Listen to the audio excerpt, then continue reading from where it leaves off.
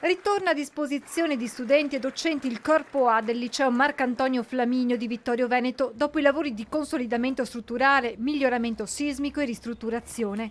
Quando sono arrivato in provincia la riforma del Rio ci aveva tolto i fondi per qualsiasi cosa. I primi contributi ottenuti furono proprio per questo liceo, ricorda il presidente Marcon. Il liceo Flaminio nel 2015 ha avuto delle aule che erano state chiuse a rischio crollo ed è stato il primo istituto che ha intercettato contributi. Ricordo nel 2018 i primi 2 milioni di euro che sono arrivati, oggi ne abbiamo spesi 2.285.603 di euro per ripristinare il corpo B e metterlo in sicurezza. E come vedete è venuto un lavoro meraviglioso. Il liceo Flaminio accoglie 758 studenti divisi in 36 classi, parte dei quali sono stati ospitati durante i lavori all'Istituto San Giuseppe del Caburlotto. L'intervento avviato nel febbraio 2020 dunque aveva di fronte una sfida sulla carta non così semplice, la convivenza del cantiere con gli studenti rimasti nella sede centrale, ma alla fine la scommessa è stata vinta. Il cantiere ha trovato una condivisione di tempi e di modalità di lavoro con la scuola che di fatto hanno in rarissimi momenti interferito con la didattica.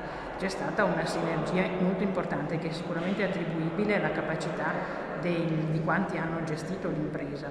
L'intervento al liceo Flaminio non si ferma qui, è infatti in approvazione al Genio Civile di Treviso e alla Sovrintendenza di Venezia il progetto esecutivo per la ristrutturazione del corpo B per altri 750.000 euro, mentre la provincia ha affidato la progettazione definitiva per la ristrutturazione del corpo C che verrà completato nei prossimi 2 anni. Grazie alla provincia per il termine degli interventi su questo preciso istituto con gli altri 2 corpi di fabbrica per i quali sono già stati finanziati e ci aspettiamo che a breve ricomincino per completare alla grande questa opera.